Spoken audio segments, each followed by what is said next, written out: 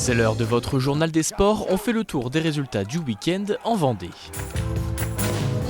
Commençons par du basket. Chaland recevait Rouen pour la 14e journée d'Élite 2.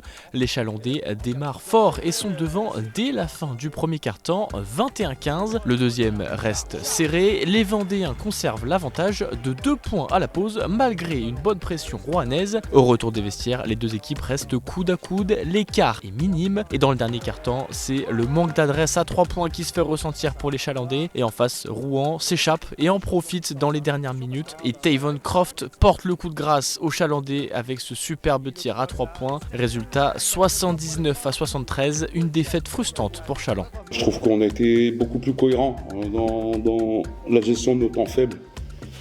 Très clairement, ce soir, on est beaucoup plus cohérent, on garde de l'agressivité, on fait les efforts, on se remobilise, on fait une entame de deuxième qui est nettement mieux que ces derniers temps. Ce soir, on fait un match qui est cohérent. Malheureusement, on ne met pas un tir. À chaque fois qu'on percute, on n'a pas de faute, donc on a tendance à plus percuter. Donc après, ça fait un peu le cercle vicieux. Pas de victoire également pour le RVBC. Les Tigresses se sont inclinés 72-67 à Charleville-Mézières.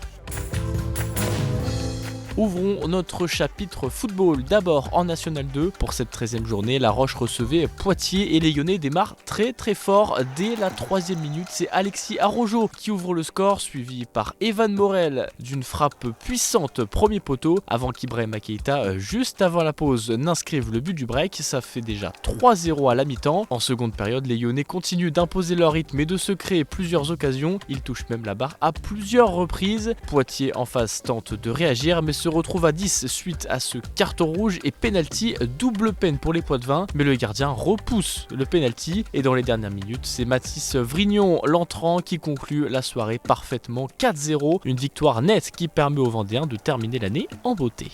Les garçons ont fait ce qu'il fallait d'entrée, ont pris le match dans le bon sens. Voilà, c'est vrai qu'on marque rapidement, on peut mener 2-0 très rapidement à la 9e minute, c'est pas le cas, mais voilà, après j'ai trouvé beaucoup de sérénité dans l'équipe. Voilà, tout n'a pas été fantastique. Le terrain complique la chose forcément. Mais voilà, les garçons ont donné tout ce qu'ils pouvaient donner. On voit comment ils sont sortis du terrain. Ils sont sortis vidés. Donc ça montre qu'il y a un vrai investissement de leur part. Et ils sont justement récompensés ce soir. Toujours en National 2, les Herbiers, eux aussi, se sont imposés 2-1 à Granville.